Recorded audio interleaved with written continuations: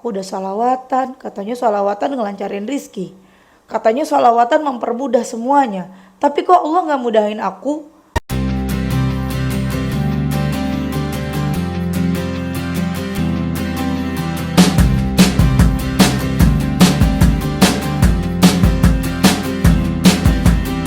Bismillahirrahmanirrahim. Alhamdulillahirabbil alamin. Allahumma shalli ala sayidina Muhammad wa ala ali sayidina Muhammad. Assalamualaikum warahmatullahi wabarakatuh. Halo teman-teman, apa kabar? Mudah-mudahan teman-teman selalu dalam lindungan Allah Subhanahu wa taala. Amin ya rabbal alamin.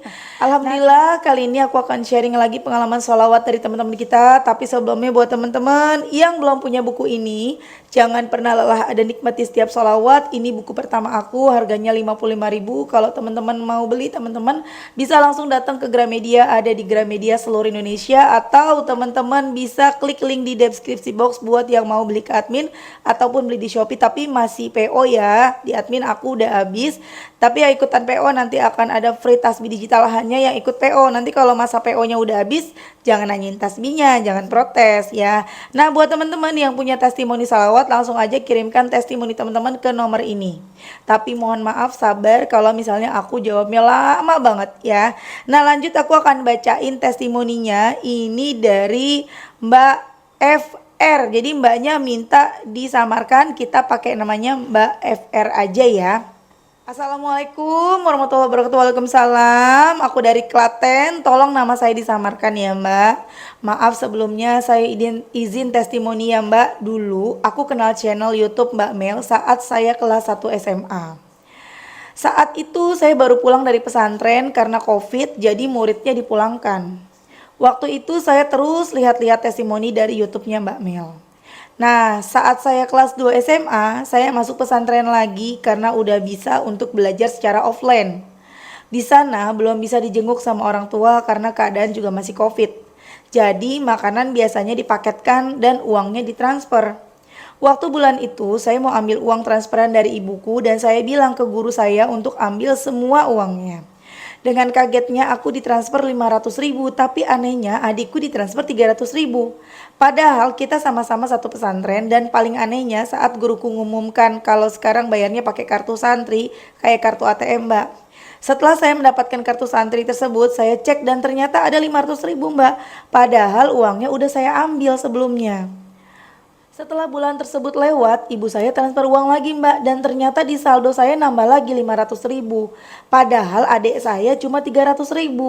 Kejadian tersebut saya alami selama 2 sampai 3 bulan gitu Mbak. Padahal kalau diperhatikan saya sama adik saya sama-sama satu pondok, dan ibu saya juga bilang ditransfer setiap bulan 300.000. Selain testimoni itu, saya juga ada testimoni lain Mbak. Saat itu ada seleksi OSN di SMA saya.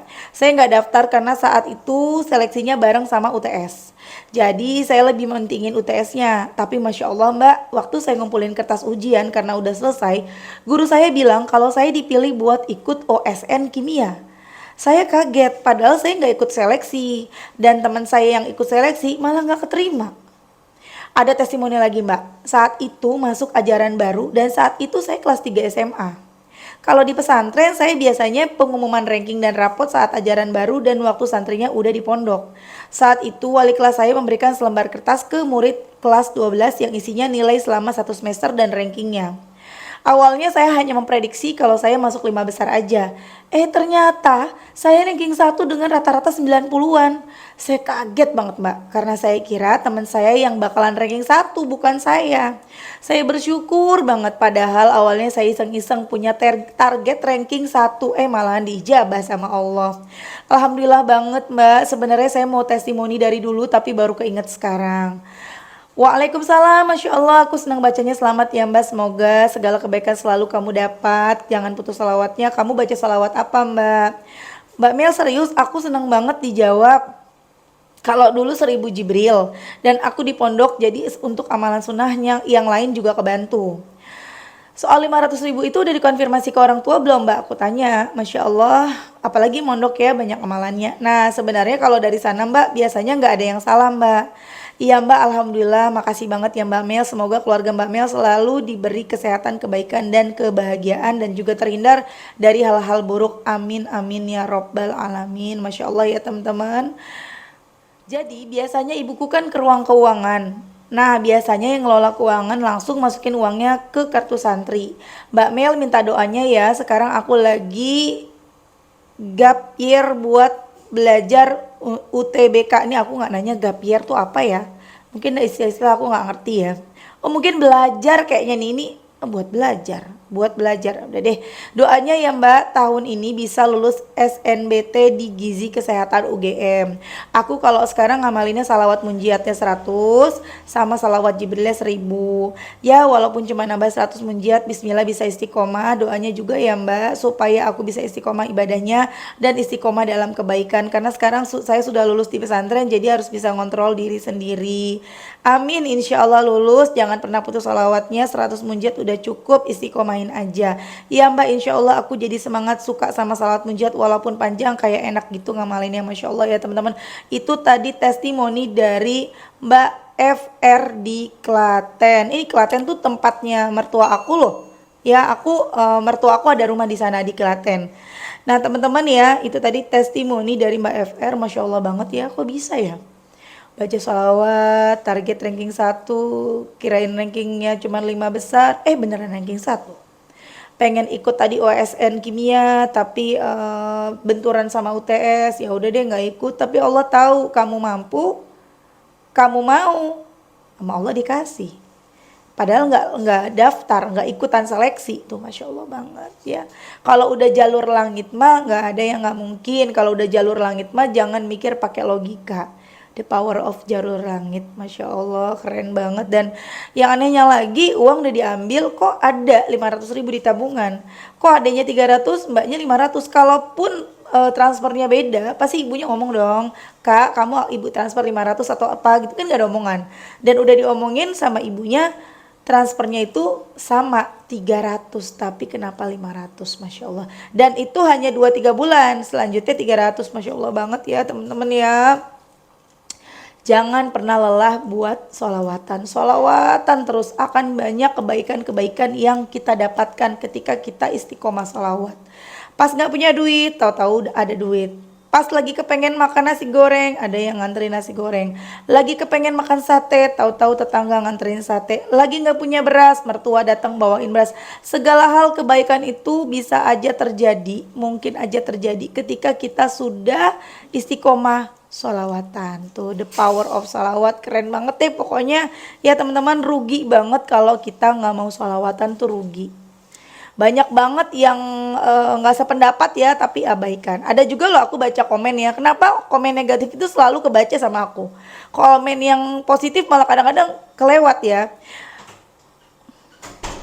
Ada yang komen negatif kan, ini YouTube cari like, konten nyari like. Nggak ngerti YouTube nih berarti orang ini ya. Emang kalau dapat like itu buat apa? Like sebanyak-banyak ya, kalian ada 1 juta like di video aku juga aku tidak dapat duit gitu loh ya. Ada lagi yang komen apa sih, ada yang komennya gini nih, dibilangnya gini, katanya Allah sangat membenci hamba yang baca sholawat karena kepengen dunia. Ya ampun, sampai segitunya ya.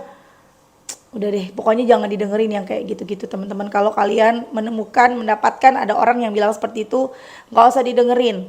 Justru dengan kita banyak baca sholawat ya, banyak kebaikan yang kita dapat.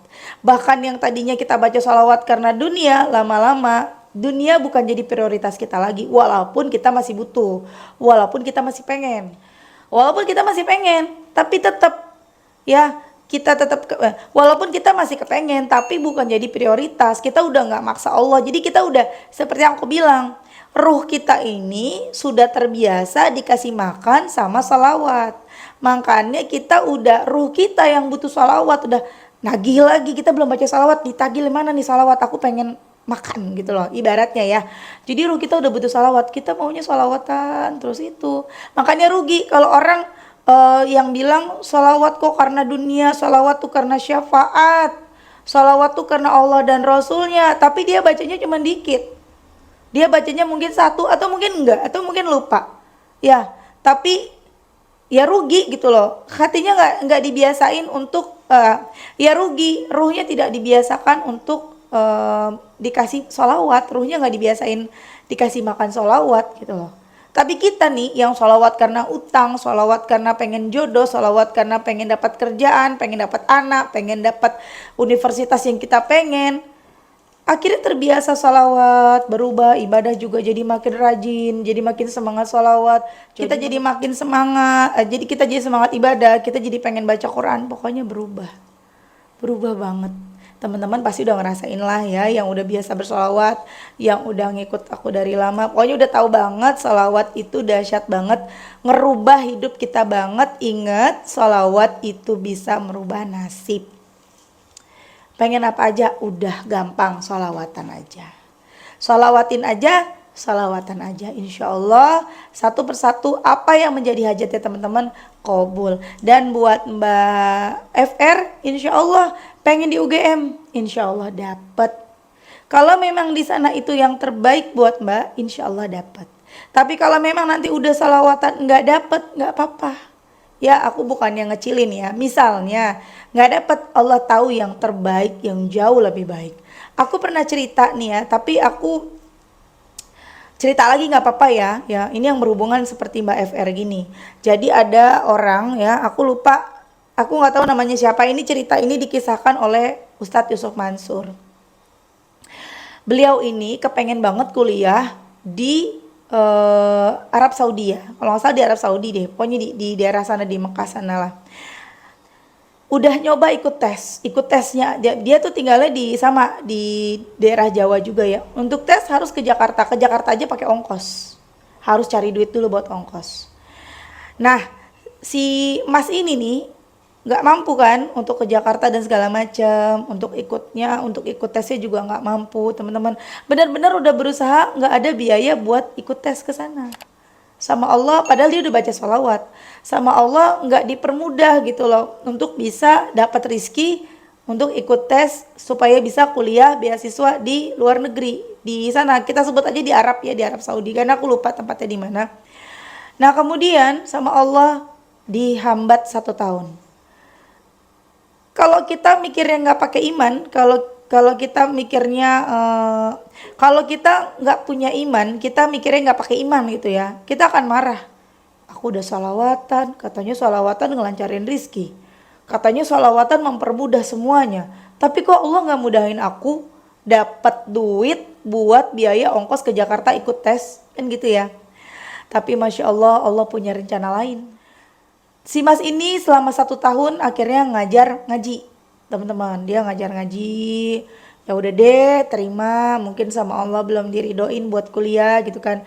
Dia ngajar ngaji, tiba-tiba orang tua murid, orang tua yang les sama dia, anaknya les ngaji, nawarin untuk umroh teman-teman. Singkat aku gitu ceritanya, nawarin untuk umroh.